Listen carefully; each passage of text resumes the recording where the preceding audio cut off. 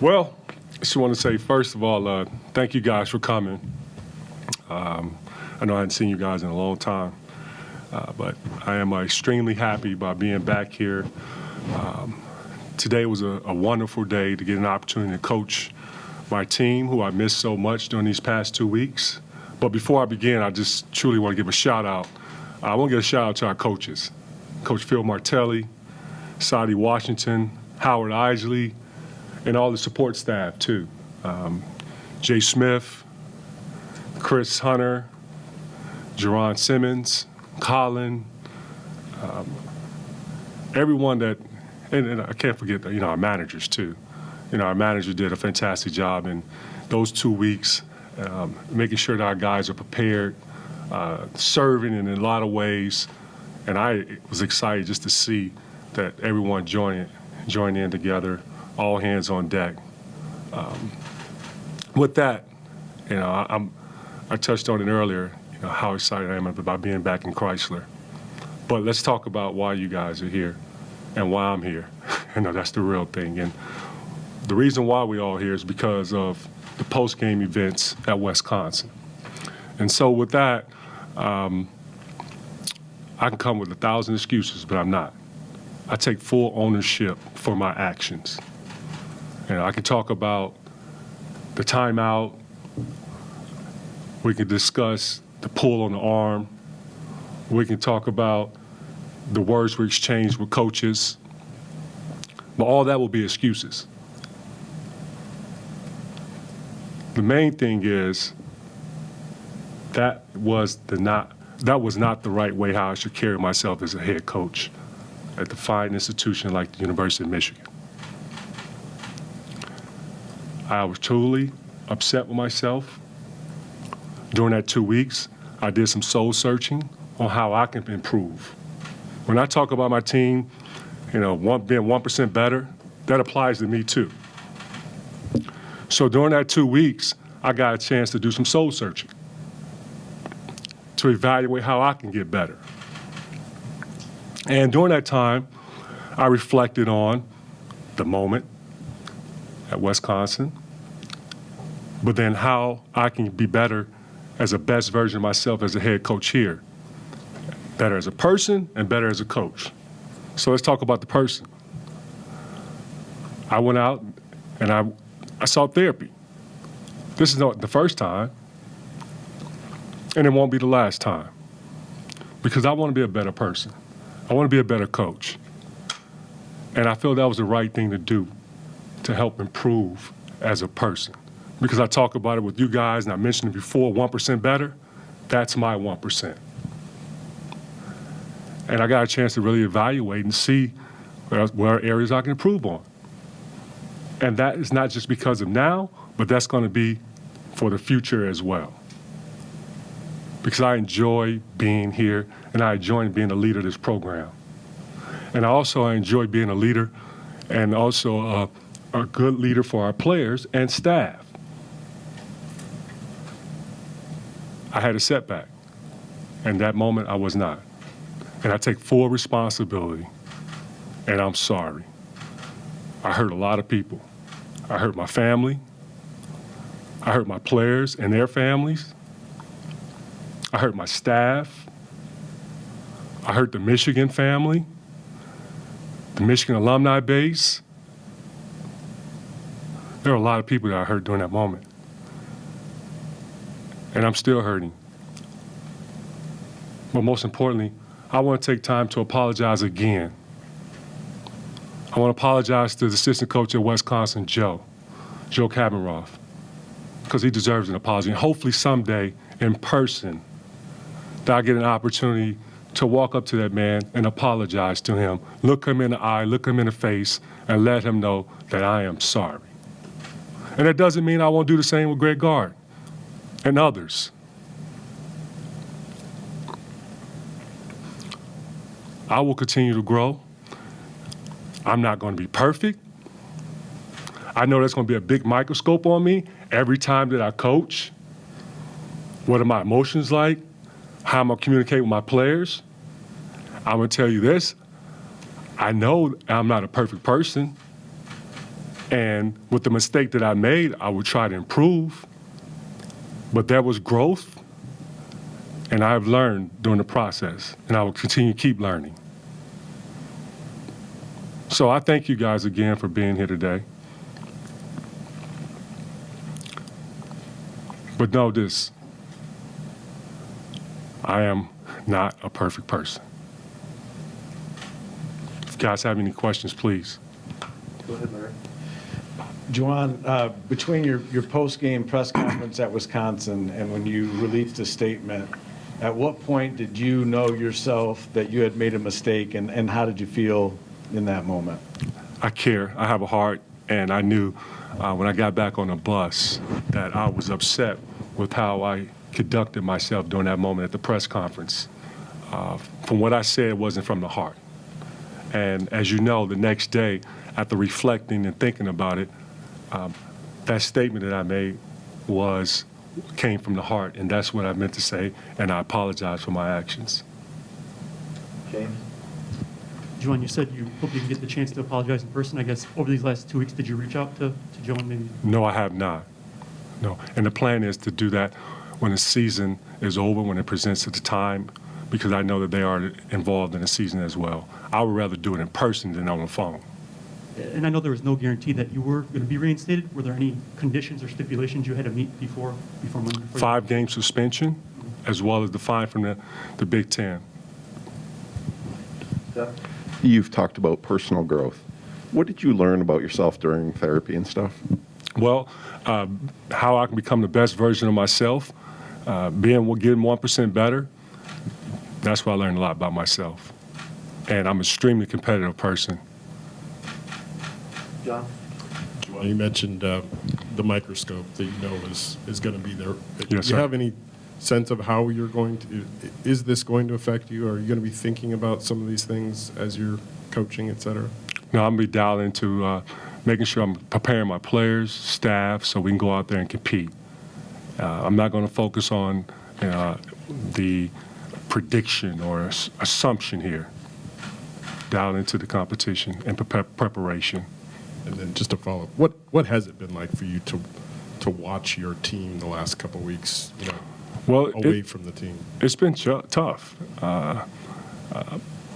Like I said earlier, I take full responsibility. There's no excuses, but I got a chance to really learn and take a step back about the team, about the staff, and how I can be a better coach moving forward. Juwan, as far as watching your own team play on TV, if you can just give some background on how that was. Did you watch at home? Did you mute the television, or did you, like you're watching film, or how did you take in the games? I watched at home, and I always have my same spot. I sit there in my office at my desk. I put on my same clothes because I'm wired that way. I'm superstitious. It's got to always be Michigan gear from head to toe. I also, during the time watching on TV, I get a chance to rewind and see and take notes on some areas of teaching moments for our players and staff. And then as we get an opportunity now, as you know, which I'm very excited about, is the Big Ten tournament, preparing, how we can be a better team moving forward as we work extremely hard to get this Big Ten title. Quick follow-up, were you kind of watching like a coach, it sounds like, if you're taking notes, or more like a fan reacting to, Both. Yeah. Both. I'm always going to be a fan. I'm going to be a fan as I'm coaching. I'm one of the biggest cheerleaders there is to our team. I just don't have on the gear. Juwan, can you describe what your conversations have been like with Ward Manuel throughout this process? And was there any moment when you feared that you wouldn't be able to be back here? Well, our conversations has been strong. It's been great, and it's all been about learning. And I really appreciate Ward and how he supported me, but also how he's helped me through this process. And he's one of the mentors, big brothers, advisors that I have leaned on. Okay.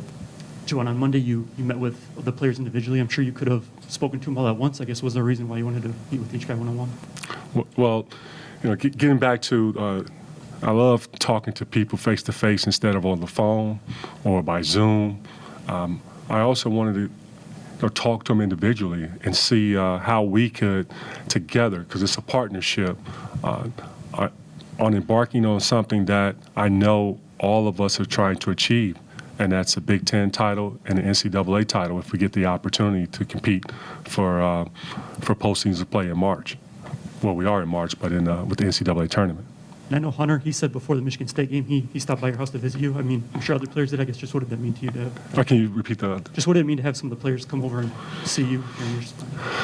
And now that you say that, I mean, I can be in tears right now thinking about how it just meant so much to know that I have so much support coming from not just some of the mentors and former coaches, whether they're current coaches now and coaches that have coached me on the college level, high school level, friends and family, but knowing that your players who you're in the trenches with every time, and I think, as every coach would assume, sometimes your players get tired of hearing your voice, but knowing that my players are so supportive and cared about me and my well-being, I mean, that meant everything to me.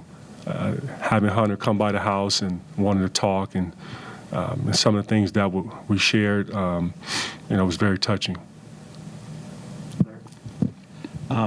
Just a quick question. Was the therapy part of the punishment or suggestions? Was that something you had to do from the university? It was a collaboration. That was something that I really wanted to do, too, and this wasn't the first time that I've done it. Like I said before, this won't be the last time either. And among the 1,000 excuses, could the pandemic be one thing? I mean, all of us are facing pressures. Last night there was fights in the stands, and players had to be kept out of the stands from fighting. And with what happened with both sides of the coaches, is this another example of the pandemic creating pressures on all of us and making us a little, make choices that we wouldn't make otherwise? I'm not sure. But I know last year, first time of experiencing COVID, it's always been challenging.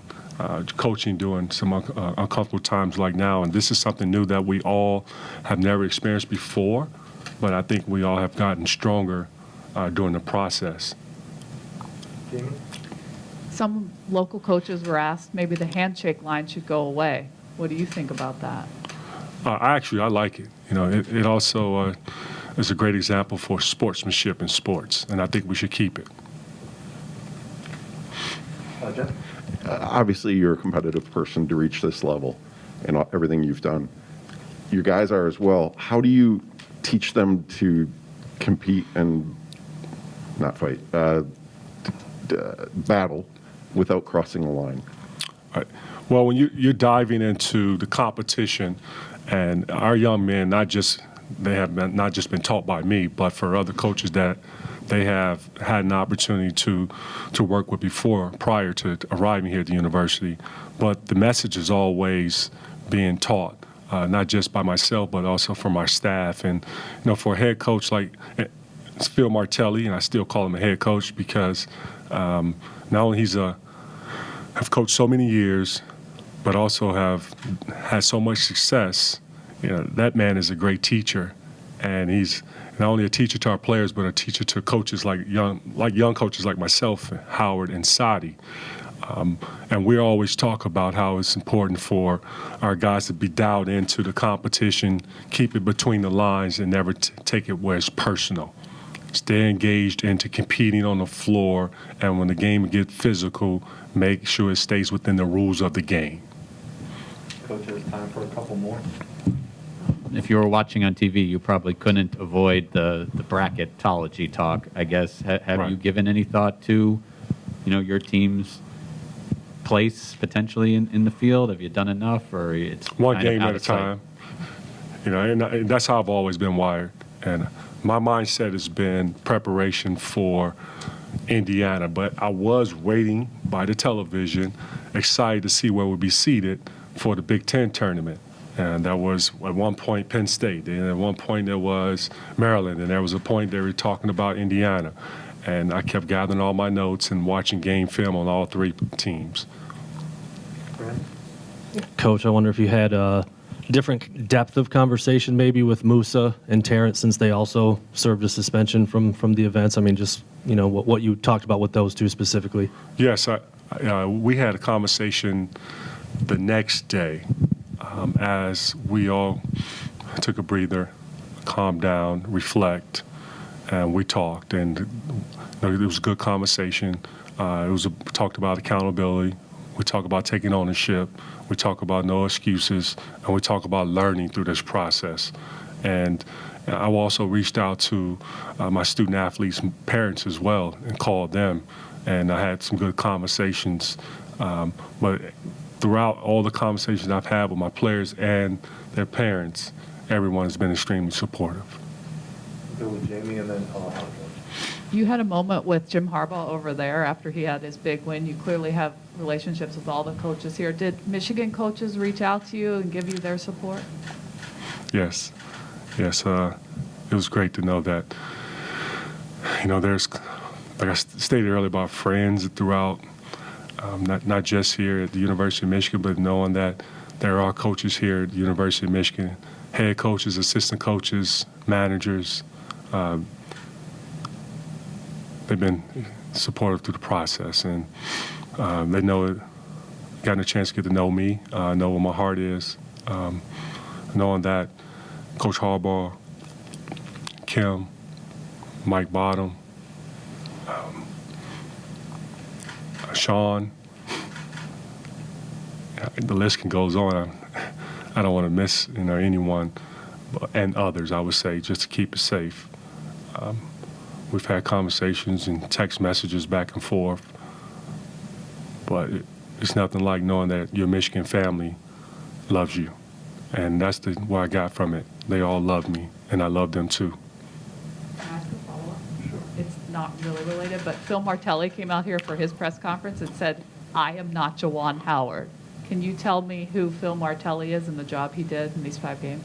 I am not Phil Martelli. But I was not surprised with the job that Coach Phil, Coach Howard, and Coach Sadi. Keep in mind, I'm also the one that hired them to be a part of my staff, and I took my time when it came to choosing my staff. And one of the things that I've touched on early on, and I'm not afraid to say at this moment, is I've never been a head coach before on a collegiate level, and when there's a weakness in me, I try to find the strength to make up for the weakness. And Coach Phil Martelli, not only being the experience he has, but the man, the person, you know, and I'm getting chills right now. I get a little choked up just talking about him because I know that he loves me, and I love him. Alejandro? Juwan, from a team perspective, how's Hunter doing? Has he been practicing, and what's his status for tomorrow? Today was his first practice, and we're going to monitor it. You know, unfortunately, he missed some last 2 practices and not feeling well, and it's sad to see for a young man who wanted to play in the Ohio State game, and you know, your health is everything, and but it was inspiring to watch his teammates go out there and compete in his absence. And we've always had this mantra around here, that next man up mentality, and they stepped up for Hunter. Phil mentioned that he hoped it wouldn't spread to others. Has this spread to others, or is it just him at this point? Thank God it's just Hunter right now. Knock on wood. Thank you, guys. Appreciate you all for coming once again. God bless you.